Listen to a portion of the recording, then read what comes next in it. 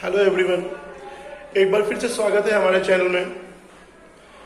Last topic जो मैंने पढ़ाया था वो नास इक्वेशन से रिलेटेड था। साथ में मैंने आपको बताया था कि इक्विलिब्रियम कांस्टेंट क्या होता है। एक और भी चीज बताई थी मैंने आपको कि what is the relation between E naught cell and K. C topic वहां पर मिस हुआ था, गिब्स फ्री एनर्जी, और what is the relation between Gibbs free energy and equilibrium constant। ये भी ध्यान रखना है कि डेल्टा जी की वैल्यू जब भी यूज होगी, यानी गिब्स फ्री एनर्जी जब भी यूज होगी, तो ई सेल या ई नॉट सेल में कौन सी वैल्यू जीरो हो जाएगी। तो सबसे पहले मैं आपको आज के लेक्चर में बताने जा रहा हूं कि गिब्स फ्री एनर्जी क्या होती है और ये आती कहां से है। सबसे पहला इंपॉर्टेंट जो बात है वो है कि जब भी कोई सेल काम कर रहा होता है, हमने लास्ट ईयर थर्मोडायनेमिक्स में पढ़ा हुआ है कि जब हम किसी बॉडी पर काम करते हैं, यानी सराउंडिंग से सिस्टम पर काम हो रहा होता है, तो उसे पॉजिटिव वर्क कहते हैं।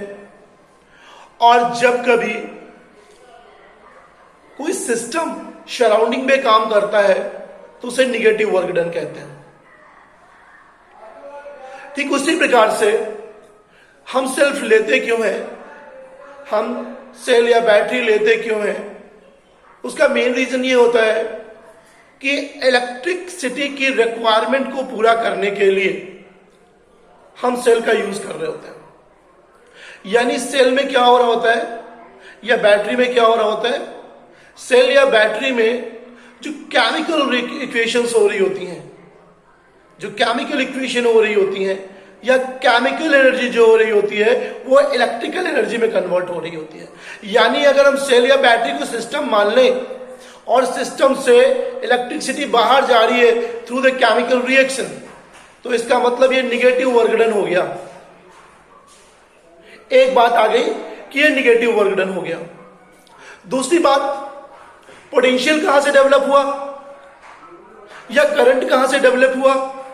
जो पोटेंशियल डेवलप हुआ है उसका मेन रीजन है कि कोई भी आयंस इलेक्ट्रोड पर जो फर्निश हो रहा होगा, कोई भी पॉजिटिव या निगेटिव आयंस जब कभी भी इलेक्ट्रोड पर फर्निश हो रहा होगा तो वहां पर करंट डेवलप होगा, वहां पर पोटेंशियल डेवलप होगा, वहां पर ईएमएफ डेवलप हो सकता है। आप कोई भी वर्ड यूज कर सकते हैं, बेसिक कॉमन टर्म जो होता है वो पोटेंशियल या ईएमएफ होता है।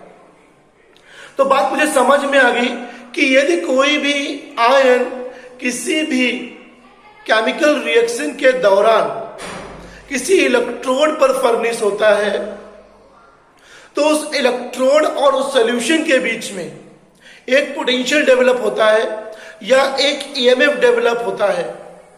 उस पोटेंशियल या ईएमएफ को डेवलप करने के लिए उस सेल में कुछ काम होता है, यानी कुछ वर्क वहां पर हो रहा होता है। तो जो टोटल वर्क हो रहा होता है वो W हो गया। टोटल वर्क जो है वो आपका W हो गया। पहली चीज, जो टोटल वहां EMF है उसको मैंने मान लिया E, जो पोटेंशियल वहां डेवलप हुआ या EMF डेवलप हुआ उसे मैंने मान लिया E। तीसरी सबसे चीज इंपॉर्टेंट आ गई कि जो चार्ज डेवलप हुआ है अगर मैं उसे Q मान लूं, अभी मैं नहीं बता रहा हूं कितने फराड या कुछ, मैंने सीधे बोला कि अगर उसे मैं Q मान लूं, किसी सेल में केमिकल रिएक्शन से इलेक्ट्रिकल एनर्जी जब बदल रही होती है तो सेल में कुछ काम हो रहा होता है। That work is W, that EMF which is developed in between the ions and the electrodes, that is E, and the charge flow from cell to outside the cell is Q. Then E is equals to W by Q. E is equals to W by Q. So W is equals to QE. What? W is equals to QE. ये formula आ गया हमारे पास। Actual में this formula is not given in your book. So if this formula is not given in your book, why I am discussing with you? Rectification is always create problems. So हम rectifications आपको बाहर निकालना चाह रहे हैं. मैंने बोला कि सेल में काम हो रहा होता है, काम किस फॉर्म में हो रहा होता है, वो केमिकल एनर्जी इलेक्ट्रिकल एनर्जी में कन्वर्ट हो रही होती है. तो that work is W, the potential is E, and the charge which is passed through that is the Q. So E is equals to W by Q. W is equals to QE. Now one more thing. Q is, what is Q? That charge which pass from cells to outside the circuit.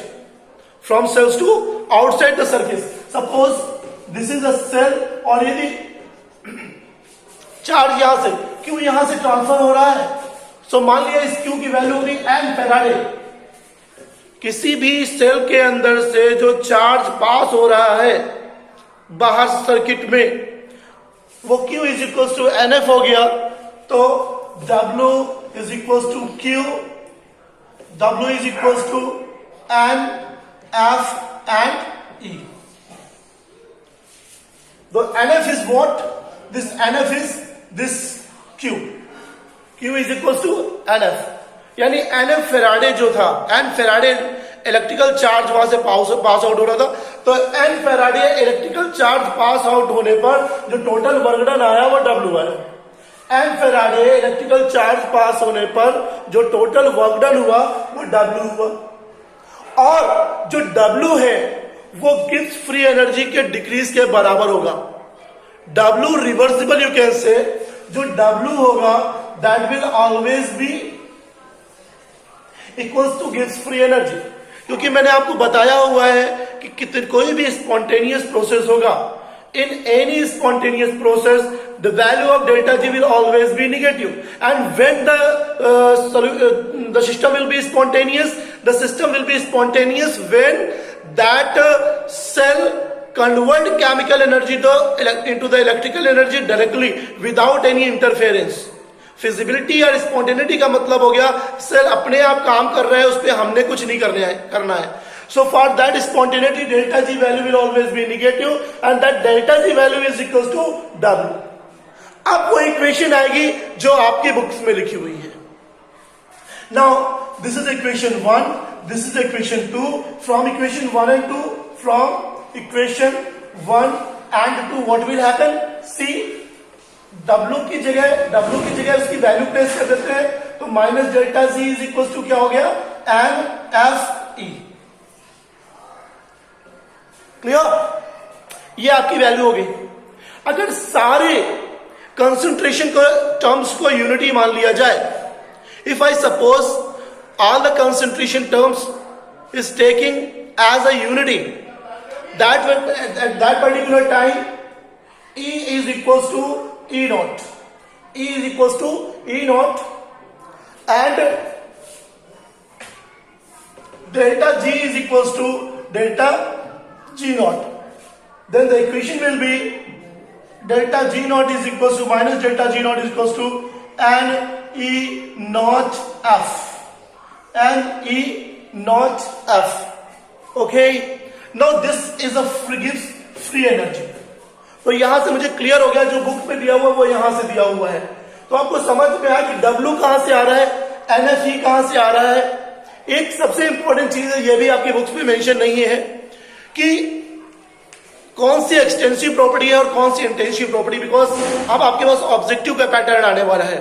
तो you always remember E naught cell is intensive properties. E naught cell is an intensive properties, while the delta G is extensive properties. You all know what is intensive and extensive properties, right? So this is the relation between Gibbs free energy and standard electrode potential. This was the first topic which I am discussing here with you. Okay, now आपको पता है कि relation between Kc and E delta G निकालना है. Relation between Kc and delta G naught. How come? In last my lecture I had discussed with you, मैंने आपके साथ discuss किया हुआ है कि एक्चुअल में केसी क्या होता है और केसी का वैल्यू कितना कैसे निकलता है। उस इक्वेशन में आपने देखा होगा E naught cell is equals to 2.303 RT by NF log KC। ये इक्वेशन आपने वहां पढ़ी थी। E naught is equals to, दोबारा नहीं बता रहा because I have already discussed with you this in the last my lecture. So E naught is equals to 2.303 RT by NF log Kc.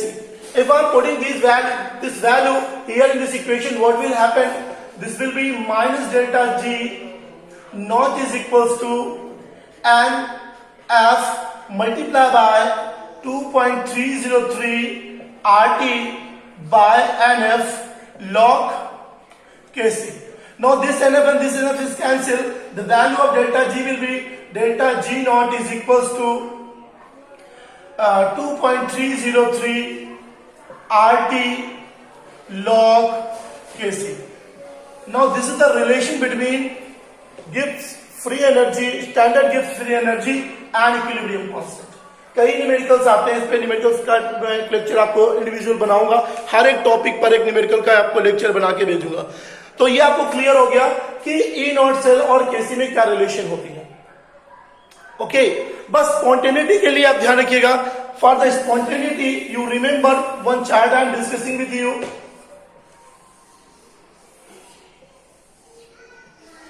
Delta G E cell and KC and E naught cell for spontaneous process के लिए, for spontaneous delta G will always be negative. Delta G will always be negative. You remember कि delta G की value हमेशा negative होती है spontaneous process में, और जब delta G की वैल्यू नेगेटिव होगी तो E naught हमेशा क्या हो जाएगा, पॉजिटिव, और ये ग्रेटर देन हो जाएगा क्या, केसी। इतने में कोई दिक्कत हो तो बताइए। ये स्पॉन्टेनियस प्रोसेस के लिए हो गया कि जितने भी स्पॉन्टेनियस प्रोसेस होते हैं उसमें डेल्टा जी की वैल्यू नेगेटिव होती है, केसी ग्रेटर देन 1 होता है, और जो ई नॉट सेल होता है वो पॉजिटिव होता है।